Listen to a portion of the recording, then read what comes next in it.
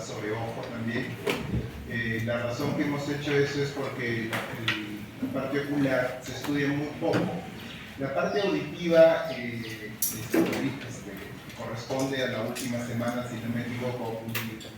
Lo van a ver en muchas situaciones, en cabeza y cuello, en otorrino, probablemente cuando estén los que revisan respiratorio, ¿no? Los que van a ser neumólogos. ¿Por qué? Porque como tiene una conexión directa, no hay problema. En cambio, la parte oftalmológica, incluso los neurocirujanos ni los neurólogos abordan mucho esa parte, la parte auditaria. Por esa razón fuimos un poco más incisivos con la parte de la histología del globo ocular, para que cuando lleguen a la parte patológica, porque van a llegar en su momento, no les quepa duda de qué características y qué tejidos hay, ¿ya? Lo que sí les voy a pedir que para oído y para ojo revisen embriología, ¿ya? Porque ahí están las capas. Ahí la boca, las tres capas alveolares están involucradas en ojo y en oído. Así que bastante cuidado, por esas razones que hay tejidos particulares y tejidos especiales. ¿Ya? Ahora, el tema del día de hoy a tratar, digamos que es la extensión de la parte del aparato femenino. Les habrán comentado en práctica que el aparato femenino es complejo. Muy aparte del aparato genital masculino que tenemos en las gónadas, los genitales externos, internos, y en el aparato femenino tenemos también genitales externos, pero también tenemos estructuras que son características del sistema femenino, como por ejemplo mama. Y además, el útero de por sí está dividido en partes y en porciones. Alguna de estas tiene contacto con la parte externa, que en este caso sería el cervix. El cervix tiene un contacto directo con la cavidad vaginal, que es donde se da, es a través de donde se da el coito. Por lo tanto, esa zona es fácilmente contaminable. Por lo tanto, a lo largo de los años se hizo muchos estudios sobre la contaminación que se da en ese lugar y la consecuencia que podría llevar.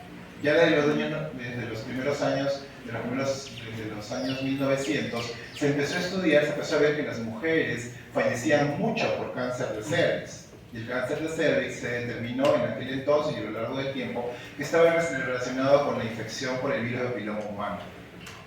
Pero como esto, muchas veces, y como está adentro, y para poder estudiar el canal cervical y el cervix es necesario una especuloscopía, que es un aparato particular que permite la abertura de la cavidad vaginal y a través de una lámpara se puede observar las características del cervix, era tedioso en su momento. Por lo tanto, estudiar la cavidad cervical, la cavidad vaginal y consecuentemente el cervix era difícil. Y lastimosamente las muertes por cáncer de cervix eran muy altas. Actualmente han bajado bastante porque a lo largo de todo ese tiempo, hasta 1980, 1000 y algo, se procuró buscar una manera de estudiar el cervix, no siendo tan invasivo, no generándole sangrado, porque lógicamente es una zona donde también hay sensación y donde la mujer, donde a veces ni siquiera la mujer puede darse cuenta si está sangrando por la menstruación o está sangrando por un procedimiento. Entonces, se realizó un estudio citológico. El estudio citológico es parte de los estudios patológicos. Cuando lleguen patología, les van a dar dos grandes ramas de patología, que es la citología y la histología, que es lo que vemos todos los días en las láminas.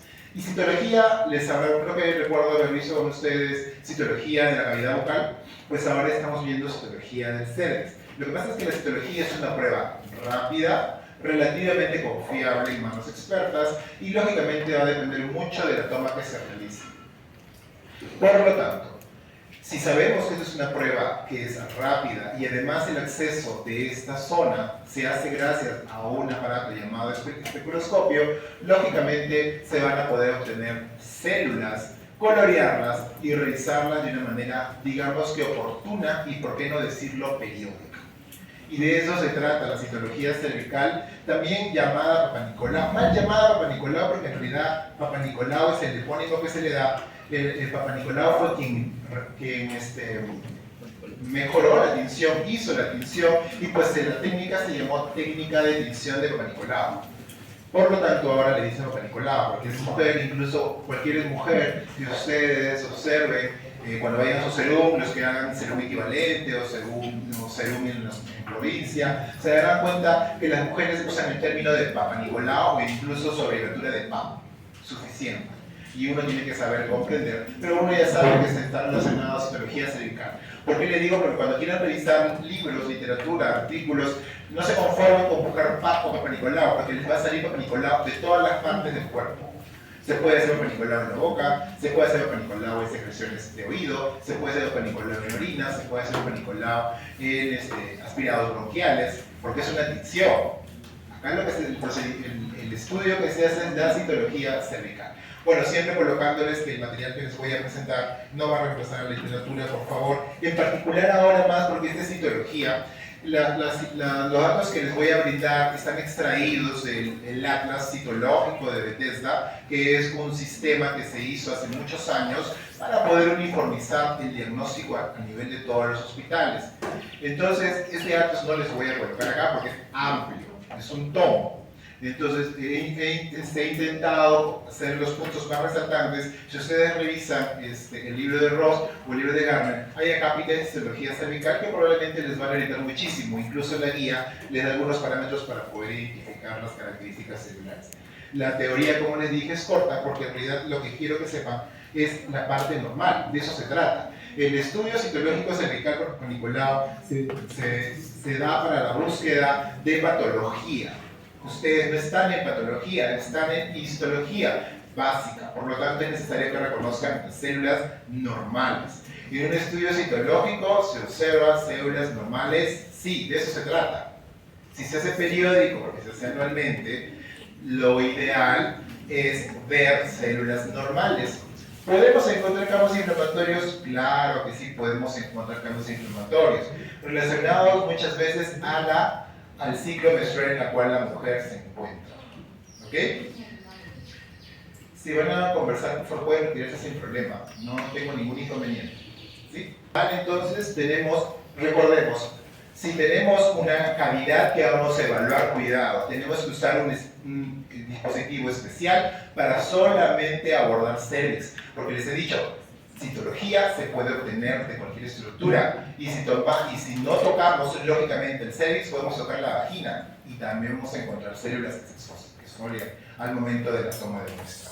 Entonces bastante cuidado por favor en eso de la toma. Ustedes todavía no van a hacer toma, probablemente lo habrán visto, probablemente las mujeres han pasado por ese procedimiento, pero se darán cuenta que tiene que ser el ginecólogo o la ginecóloga muy específico para ir directamente al cervix y evitar tocar la vagina para contaminar la celularidad. Entonces tenemos células escamosas que derivan del epitelio exocervical, células endocervicales que derivan del epitelio endocervical, células endometriales, justamente les comenté al grupo que tengo de prácticas si podemos encontrar endometriales, por supuesto que podemos encontrar endometriales. Y si usamos la lógica, podemos encontrar endometriales hasta la octava, más o menos aproximadamente hasta el octavo día del ciclo. Ustedes recuerden que la mujer menstrua, por lo tanto puede quedar rezagos de estos glándulas endometriales. Pueden ser glándulas endometriales completas o glándulas endometriales esfaceladas, fragmentadas, porque lógicamente están en un proceso están en la parte final de la menstruación. ¿Por qué macrófagos? Macrófagos también podemos encontrar, les he mencionado que estas células son células, recuerden que tenemos células protectoras, células para poder identificar antígenos, y los macrófagos lógicamente es nuestra primera línea de defensa también, y se pueden observar. Y las células de metaplasia escamosa, pues las coloco acá, pues me gustaría quitar esa celularidad, la saqué de un reporte, pero en realidad las células de metaplasia escamosa se ven más en mujeres con ciertas características. ¿Quiénes? Mujeres añosas, ya no siempre, pero puede ver, aquellas mujeres añosas que probablemente no tengan terapia hormonal, se pueden observar en lesiones inflamatorias constantes. Por eso es que la metaplasia escamosa quedaría más como una celularidad relacionada a, no neoplásico, pero sí patológico. Los cuatro primeros sí podemos observar. Bien, lo otro es recordarles exocervix, ¿no? Recuerden ustedes un exocervix, y miren ustedes que cuando uno toca el epitelio no se va a llevar hasta la parte basal. Recuerden ustedes que la capa basal está muy bien adherida al estómago. Por lo tanto, ustedes al exfoliar es casi difícil que logremos exfoliar también basales. ¿Cuánto exfoliaríamos basales? Probablemente, y no debería pasar, cuando tengamos un epitelio de menor celularidad. Y por lógica, ¿qué epitelio tiene mejor celularidad? En mujeres añosas. ¿Por qué? Porque ya no tiene ese mecanismo hormonal que la caracteriza para proliferar estas células. Recuerden que la proliferación, toda la parte, todos los genitales femeninos están relacionados con la parte hormonal del ciclo, con el estrógeno y con la progesterona. Por lo tanto, mientras ustedes si no tienen este componente hormonal, probablemente no, sucede que el epitelio se vuelve atrófico. Por eso en las mujeres añosas se procura darles terapia de reemplazo hormonal, porque como es muy atrófico, muy pequeño el epitelio, muy delgado es el epitelio, a veces frente a cualquier tipo de inflamación e infección son muy susceptibles. Entonces como que esta terapia de reemplazo hormonal las protege a esas noxias. Bien. Luego tenemos el epitelio endocervical, cilíndricas altas. Miren por favor el citoplasma, es un citoplasma microvascular, característica histológica de no olvidarse, con una polaridad nuclear hacia la parte basal, adherida a la membrana basal, lo cual lógicamente nos va a orientar cuando lo veamos desfacelado. Tendríamos que verlas así también de manera desfacelada, pero lógicamente sueltas. Y sí, es cierto, al momento de desfacelar podemos dejar las zonas libres. Por esa razón es que luego de Papa Nicolau, la paciente puede irritar la zona de toma, o incluso en algunas mujeres, especialmente perimenopáusicas, porque ya están entrando en la etapa de la menopausia, pueden incluso sangrar. Zona de transformación. Es aquí donde el ginecólogo, el médico general, incluso la obstetra, tiene que llegar. La idea es evaluar la zona de transformación. ¿Por qué? Porque la zona de transformación es muy sensible a las noxias. Es la zona donde al implantarse el BPH, que es la causa número 1 de cáncer de cervix, y es lo que nosotros en citología debemos buscar también, se implanta. Ya, ustedes dense cuenta, miren el gran componente inflamatorio, me indica a mí que esta paciente, esta muestra ya está infectada de algo, no sé si BPH, no sé si alguna bacteria, no sé si de algún componente propio de la microbiota que probablemente ha proliferado por algún cambio hormonal, qué sé yo, pero es evidente su cambio inflamatorio. ¿Sí? No se olviden de la zona de transformación, toda la vida le van a estar hablando de la zona de transformación hasta cuando estén en el internado. Ya, esto ya es un esquema un poco más característico, cómo cambia un cambio brusco de ser células cuboides, luego escamosas, poligonales, a hacerse aplanadas, a hacerse un epitelio netamente cilíndrico alto, ¿no? Con formaciones glandulares a nivel de la zona endocervical. ¿Ya? Fácilmente infectable. Bien, esto de aquí, ¿por qué les coloqué? Les coloqué esa zona nuevamente para hacer hincapié del epitelio solamente. Si sabemos que va a haber una exfoliación, un procedimiento, exfoliación es una especie de raspado sobre la parte exocervical, la parte endocervical. Si tenemos de la parte exocervical, lo que vamos a tomar lógicamente es estas superficies. Generalmente estas en una paciente en edad fértil. ¿Ya? Y vamos a encontrar probablemente las células poliédricas y también las células más aplanadas. Y esas características, así como se ven en la parte histológica, se pueden observar en la parte citológica, pero de otra manera. Las células escamosas de la superficie, que ustedes pueden ver ahí casi en las últimas capas, se ven aplanadas en la citología. Pero las células que están a nivel del medio, que son más poliédricas, se van a ver también aplanadas, pero con un cambio nuclear distinto. Porque a nivel histológico también se ve el cambio nuclear. Miren, este núcleo es mucho más grande que este de acá. Por lo tanto, los cambios nucleares, los cambios citoplasmáticos y los cambios de forma son características que debemos evaluar en una citología, porque las células se sueltan, no se olviden de eso. Y si se dan cuenta, mientras más nos acercamos a la base, se vuelven más arredondeadas, bueno, ovoides o redondas, porque en la base en realidad son cuboides y lógicamente con un núcleo un poco mayor y el núcleo de cambio. Entonces, si vemos Este es el procedimiento en sí, ya para entrar ahorita a ver las láminas. El procedimiento es este de acá, es el espéculo. Actualmente ya no es un espéculo de metal, es un espéculo desechable, de plástico, que se coloca a la mujer en cualquier procedimiento periódico anual, que se le hace una vez haya tenido relaciones sexuales. No significa que a partir de los 18, si tuvo relaciones sexuales a los 14, a los 15, sí o sí se tiene que hacer su abanicolado. Lógicamente, como tiene 14 años, es una paciente aún en desarrollo hormonal, tanto de sus genitales externos como internos, la parte de sexología tiene que ser evaluada con mayor cautela. Porque recuerden que la zona de transformación está en otra, la zona de transformación está menos expuesta.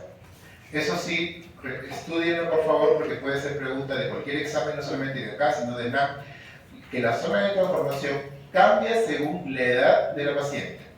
Tiene una zona de transformación que se ubica ya sea anterior al orificio cervical interno, en las prepúberes, incluso los púberes, luego en la adolescencia cambia, en las adultas cambia, en mujeres ya han tenido partos cambia, y también en mujeres menopáusicas. La zona de transformación, por lo tanto, tenemos, bueno, los que van a ser ginecólogos, y en realidad todos van a ser médicos generales, tienen que saber hasta dónde llegar con este citocepillo, ¿no? Ahí está, esto de acá es el citocepillo. ¿Sí? El citocepillo tiene dos formas. Bueno, ahora, antes no, hasta ahora es de madera, ese es un pelito de madera, o en otros lugares es un citocepillo de plástico con una parte final que en realidad es un cepillo de hebras muy finas. Eso permite de que extraigas un componente exocervical y un componente endocervical. Exocervical se extiende y el endocervical también se extiende en la misma lámina. Y se hace la citología correspondiente, se hace la tinción correspondiente. Miren ustedes que es fácilmente, si tienen mucha mayor fuerza, pueden llegar a tocar el istmo del útero y traerse glándulas endometriales. De ahí la importancia de una buena toma. ¿Ya? Y no es que no pase, pasa, a veces por premura, a veces porque la paciente tiene cervix corto.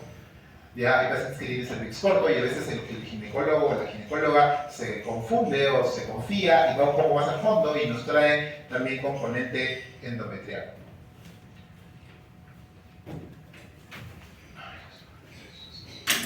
Igual este es el de madera. Bien, nuevamente, esto sí es un esquema para recordarles: superficiales en formas planas, intermedias se hacen más poliédricas, las parabasales se hacen un poco más ovoides, bueno, en este caso se vuelven menos poliédricas, más cuadradas, y las basales son cuboides. Esto es porque tenemos uniones que le permiten esa caracterización.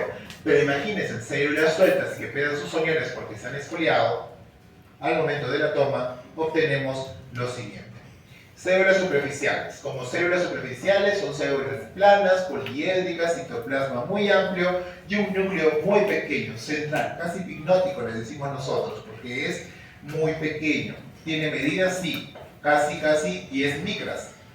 Y si ustedes se dan cuenta, el citoplasma generalmente tiende a ser rosado. Y si en algunas láminas, que seguramente la han visto, tiene unos puntitos negros en la superficie, que no es más que la queratohialina. Recuerden ustedes que el exocervix es un epitelio escamoso no queratinizado. Y dirán, pero ¿por qué tiene queratohialina? Porque está dentro de su formación en realidad. La queratohialina no es queratina, es un pigmento que mantiene la característica o le mantiene incluso la impermeabilidad al epitelio, ¿ya? Entonces no se olviden de esas características poliédricas, planas. Ojo, pueden observarla de manera perfil, por supuesto. Han visto algunas células en búmera, probablemente en la lámina, y es porque en realidad pueden ver estas células en perfil. Recuerden que uno estira sobre la lámina, y eso no significa que la célula va a ponerse netamente paralela a la lámina. Pueden haber células que se hayan extraído y que se hayan inclinado al momento de la toma. Entonces se ve de manera de perfil, se puede ver como boomerang, etc. En cualquier célula de estas se puede ver así. Luego tenemos a las células superficiales acá hay de las dos, las superficiales e intermedias. ¿Cómo las podemos diferenciar? Las superficiales e intermedias tienen casi el mismo tamaño citoplasmático. Tienen casi los mismos bordes, también poliédricos. La diferencia está en el núcleo. El núcleo de los superficiales son centrales, muy pequeños. En cambio, de las Intermedias son mucho más grandes. Por ejemplo, estas están ladeadas, pero tienen un núcleo mucho mayor que este. ¿Ya? Igual sucede en este caso, que es más evidente. Esto tiene, como a veces se pega bastante en las células, no deja ver con detenimiento. Esto también es una intermedia, por ejemplo. A diferencia de esta, que es una superficie. Creo que tengo una imagen de una intermedia sola. Bueno, acá hay más intermedias, pero lo que pasa es que tiene un fondo en el cual, vuelvo a repetirles, cuando hay un cambio hormonal, recuerden ustedes, deben haber hablado de la microbiota, de una microbiota vaginal. El cambio hormonal hace proliferar la microbiota vaginal. Por lo tanto, esa microbiota también afecta en cierta manera los cambios celulares del cervix. Por lo tanto, esto de acá que parece un fondo sucio no es más que una flora propia bacteriana del canal cervical, del canal vaginal. Está adherido en el cervix y estas células de acá son las intermedias, ¿no? Generalmente tiene un citoplasma un poco más basofílico, menos rosado, no capta la coloración rosada, capta más una coloración basofílica. ¿Ya? Este de acá es el más característico, acá también tienen otra intermedia, acá también tienen otra intermedia, acá también otra. El núcleo, como se podrán dar cuenta, es mucho más amplio. 30 micras menciona el libro, 30 micras, 30, 35 micras de tamaño, y generalmente, antes de entrar a esto, generalmente las intermedias la usan, todos la usan para, como medida promedio. De ahí decimos, ah ya, esta es una superficial, esta es una parabasal y una basal. Más o menos es así lo que se usa. Las que siguen son las parabasales. Dense cuenta ustedes que ya se perdió la forma poliédrica y tiende a ser más redondas, como esta de acá. Y dense cuenta que el núcleo es mayor que el propio núcleo de la intermedia, tiende a ser hasta de 50 micras. El citoplasma tiende a ser menos abundante, incluso se habla que la relación de una parabasal del núcleo y citoplasma es de 1 sobre 1. 1 sobre 1 es citoplasma, 1 del núcleo. ¿Ya? Un parabasal, también por acá hay varias parabasales, también tenemos esta que está saliendo de ser intermedia, esta es otra parabasal, pero cuyo núcleo no se ve claramente, acá hay otra parabasal, esta es una parabasal vista de manera de perfil. La idea es de que ustedes observen que es muy distinto a las características del intermedio que hemos visto previamente. ¿Sí? Son muy distintos. Se pierde lo poliédrico y se hace de bordes un poco más redondeados. ¿Sí? En algunos libros mencionan de que al momento de verlo de perfil, estas células tienden a ser como una especie de colina, si la ven de perfil, pero y a diferencia de las intermedias, que generalmente las pueden ver totalmente planas si la ven de perfil. Ya porque en realidad tienen un citoplasma un poco más abundante, son más rechonchos, pero en realidad en proporción es 1-1. Uno de citoplasma y uno de núcleo. Así son las parabasales. Creo que aquí está mucho mejor, creo que esto es más fácil de recordar. En donde se ven más parabasales, ya les mencioné al inicio, se ven por lógica en pacientes añosas. ¿Por qué? Porque son pacientes que tienden a tener un epitelio muy pequeño, fácilmente desfacelable, y su epitelio superficial no prolifera tanto como una mujer fértil. No tiene glucógeno para poder proliferar tanto. Por lo tanto, tienes una parabasal muy característica, ¿no? Incluso podemos decir, en algunos casos mencionan de que se pueden encontrar las basales. El libro refiere que es difícil, casi imposible encontrar basales. Creo que la guía habla de basales, no sé muy bien. Lo que pasa es que esto es más como parte de literatura, ¿sí? Pero las partes que generalmente en toda citología cervical lo que se observa son parabasales, como en este caso. Miren la forma redondeada, de acá es muy característica, ¿ya? Muy característica, igual acá también.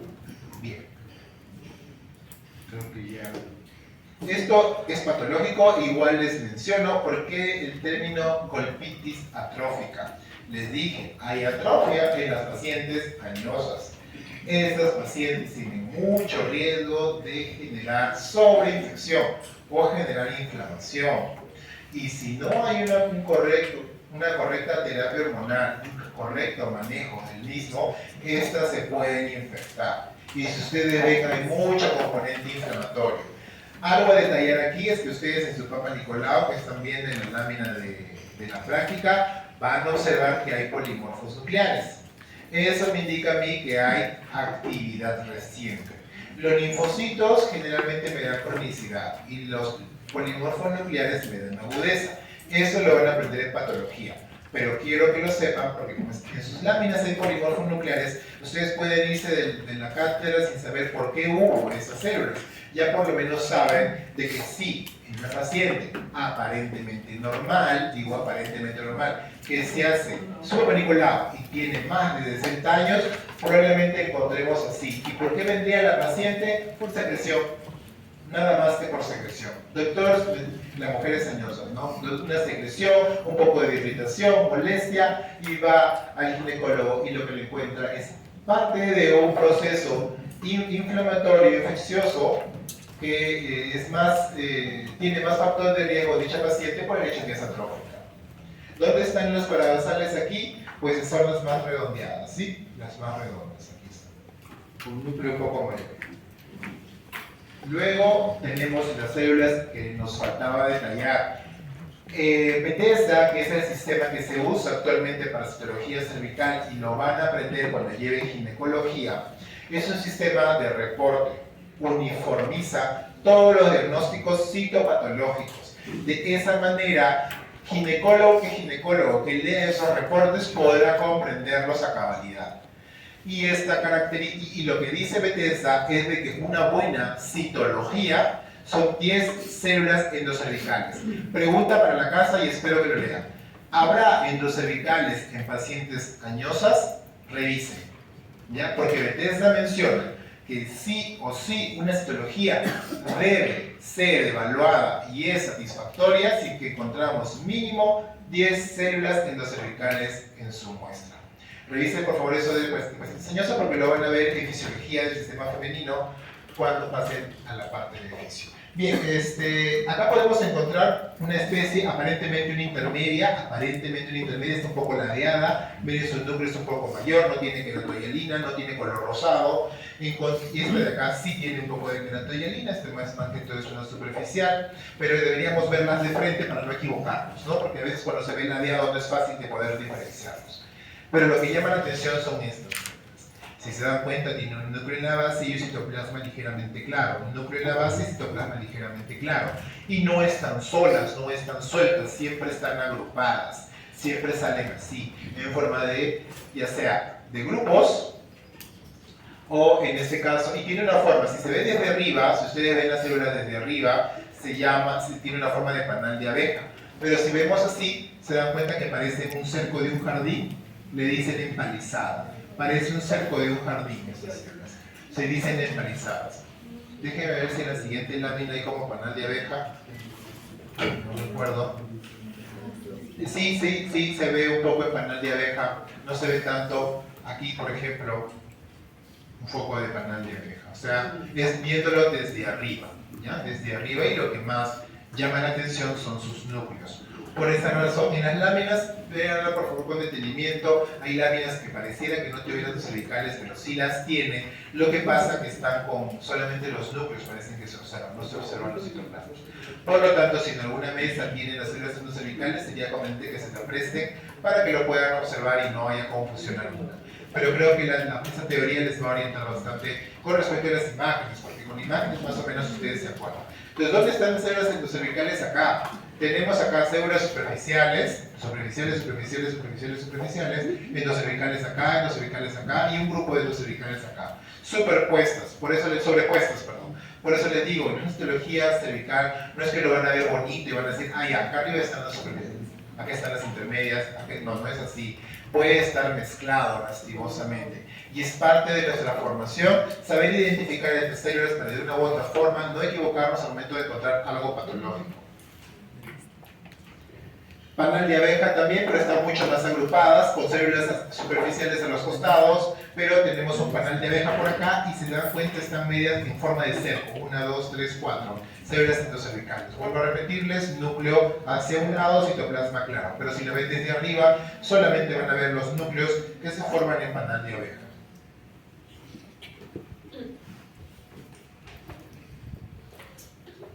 Eso de acá, como les comenté, podemos encontrar células endometriales. Sí, es normal encontrar hasta el 8º día del ciclo y se le dice cuando encontramos grupos celulares endometriales éxodo. Creo que ninguna lámina de paniculado de abajo y no creo que les pregunten sobre células endometriales, sino que quiero que lo sepan y que lo lleven. Por esa razón es que se le dice a la paciente que venga fuera de su periodo menstrual, porque si no vamos a encontrar más sangre que probablemente que el tejido celular. Pero a veces la paciente o no sabe, muy irregular, y más o menos uno calcula que hasta el día 8 vamos a tener grupos endometriales. ¿Que los puede hacer confundir con una patología? Sí, pero hay que tener ciertos criterios. Acá solamente es para mostrarles que las células endometriales vienen agrupadas en forma de módulas, nidos o nódulos, como en algunos libros lo mencionan. Pero dense cuenta que el trasfondo son las células que ya conocen. Células escamosas, estas son intermedias, esta es una escamosa superficial, esta es una intermedia todavía, esta está pasando a ser una superficial porque todavía tiene un núcleo poco amplio. Este de acá ya es una superficial, sino que está un poco contaminado. Macrófagos se puede encontrar, les mencioné, a veces se ven así, otras veces se ven polimorfonucleares, como ustedes han visto. Ustedes dirán, pero esto parece binucleado. Sí, pues lo que es macrófago es esto. Este es el macrófago. Estos de acá son polimorfonucleares. Este es el macrófago. Se puede observar, sí, les he mencionado que según la fecha también va a depender mucho de qué componentes, qué organismo de la microbiota prolifere más en algún momento del periodo de las fases menstruales. Esto no les voy a explicar, eso es parte patológica, les puse en la parte inicial con la finalidad de hacer algo de patología también, pero no quiero detallar porque nos vamos a demorar más y los doctores están a la espera de su práctica. Miren ustedes una superficial con los puntos que les mencioné, que es la quinoidina, ¿ok? Núcleo redondo central, muy pintado, y un citoplasma amplio con coloración media rosada. Listo, solo para terminar, miren ustedes superficiales, la siguiente también son superficiales, y diferencian por favor las intermedias. Este resumen creo que les va a orientar muchísimo, y para que no se olviden las parabasales. Núcleo en proporción igual que el citoplasma. Y bueno, acá solamente más imágenes que ustedes puedan observar. Superficiales, esta ya es una intermedia todavía. Las superficiales tienen queratohialina. Tenemos intermedias más abundantes en este foco, superficiales en el extremo, y no hay parabasales en esta lámina, solamente hay un componente inflamatorio más que evidente. Listo chicos, eso sería todo con respecto a la práctica.